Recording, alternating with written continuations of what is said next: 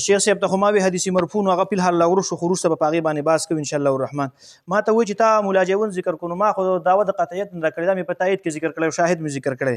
بل دی وایي چې ما کوم روایت سورې فاتحې ذکر کو نو دغه کې فاتحه شته دی، خو دغه کې جهر هم نشته دی او دغه کې بنا بر قرائت هم نشته. بیا دی تقریب تام نه دی مولانا صاحب.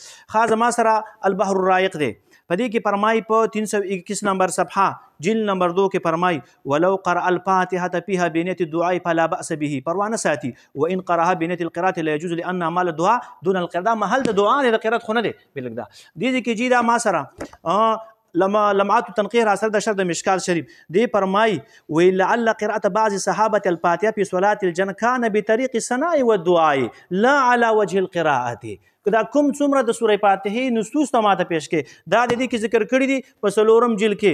وی وقالت تحاول الله وی کې دي چې قرات بعض صحابه الفاتحه په صلاه الجنازه کان بطریق الثناء، دا په طریقې د ثنا او دعاء لا على وجه القراءه. او به په دې اړه باندې فرمای فقرات فاتحه الكتاب قال علماؤنا لا يقرأ الفاتحه الا ان يقرأها بنيه الثناء ولم يثبت القراءه عن رسول الله صلى الله عليه وسلم. نبی کریم اسلام دی قرات ثابت نه دی راغله. دا ما سره اشرح سمیری راست د قدوری شریف شرح ده. نماز جنازه میں 4 تکبیر کہی جاتی ہے. بیا هغه خبره ذکر کړي او حدیث راوړی دی چې په من خدا ذکر نه ذکر کوم چې خیر دا تاسو به منئ بم نه. په دې کې دا خبره ذکر ده چې 4 تکبیر موږ کو سلام پکې وای او درود شریف هم پکې وای او دعا هم پکې وای. دا پتاو پریدی د مفتی فرید سے مبارک فرمای بدائی وغیرہ میں مذکور کہ اناب کے نزدیک نماز جنازے میں صوت پادے کو ثنا کی حیثیت پڑھنا جائز ہے. موږ د دې نه ګوره چې په کوم شی متفق پاغه باندې بدلیل نه پیش کړي. د سمات یو ذکر کا چې حدیث کې راغلی چې سورې فاتحه به بنا بر قرائت او جهر لفظ به پکې. دا ما سره شامی را سره ده.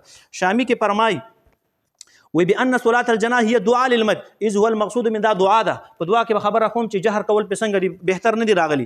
دې ته پتاوه نوازل وای ويرفع يديه. به وروسته فرمای ولا يقرأ فيها الفاتحة ولا شيء من القرآن عندنا لأن صلاة الجنازة دا محل د دعا دی لا محل قراءة. او عجیبه خبر ته وخم په دې کې دا مسلم ذکر کړي چې کم سړی رفع الیدین کوي عمل کثیر دی او عمل کثیر سره موږ ماتي کې پتاوه نوازل لیکلي و بیا موږ ټول ماتي دوباره کوشش وکړ د ملګرو موږ به مکوي.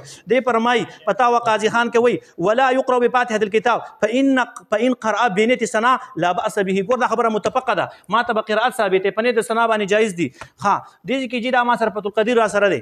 فتح القدیر کې فرمای شرح هدایي مبارک ده.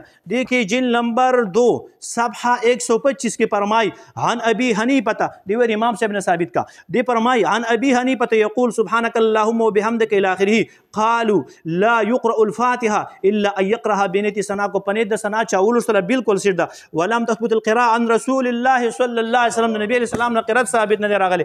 دا د جی معتاد امام مالک سے دې کې فرمای قال محمد بهذا ناخذ لا قراءة على الجنازة وهو قول ابي حنيفه. د غرمان من در له پورا کو معتاد امام محمد رحم الله فرمای جلد نمبر دا کې دا یو جلد دی. دې کې فرمای 169 صفحه کې قال محمد بهذا ناخذ لا قراءة على الجنازة. په جنازه کې قرات نشته وهو قول ابي حنيفه رحمه الله تعالی.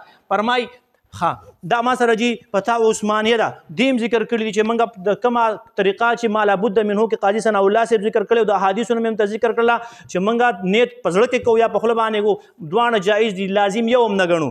شکی کس د پاره په خپل باندې وي خیر دی که غیر شکی منګه شک نه کو منګه په قلب کې رات القلب ته بیا الله اکبر کو د احادیثونو مم ثابت کړلا. تکبیر نورسته ثنا او هغه سبحانك اللهم سو کوئی کو سوق سورې فاتحه وي پنه د سلام جایز ده. داغه نورسته درود شریف دی خدا حواله زبار بار ويم چې رسول پاک علیه السلام نه دغه درود ته مانه مطالبه کې دغه درود ته ما د نبی کریم علیه السلام نه ثابت ک کنه دا تاسو چې کوم وای.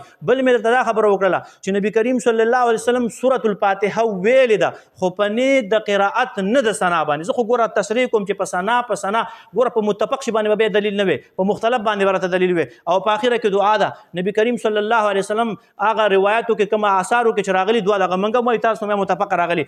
باقی خبره دا کوم دا ما سره نه لوتار دی دا خو په پیژنې شیخ صاحب کنه دا استاد د کور سره راغلی دی. ښه دې ته محمد شوکانی او ته منګوای دی په خپل دغه کې ذکر کړل سورې فاتحه خبر تاسو ډیره بار بار کوي.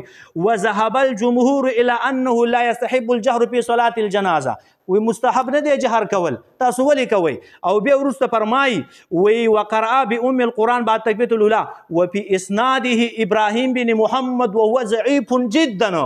دا کوم د ام القرآن خبره چې کوي دا هم د دې د کور سړی دی دی وایي چې دغه روایت انتهایي سخت کمزورې راغلی په سخت کمزور روایتو باندې خبره نه ثابتېږي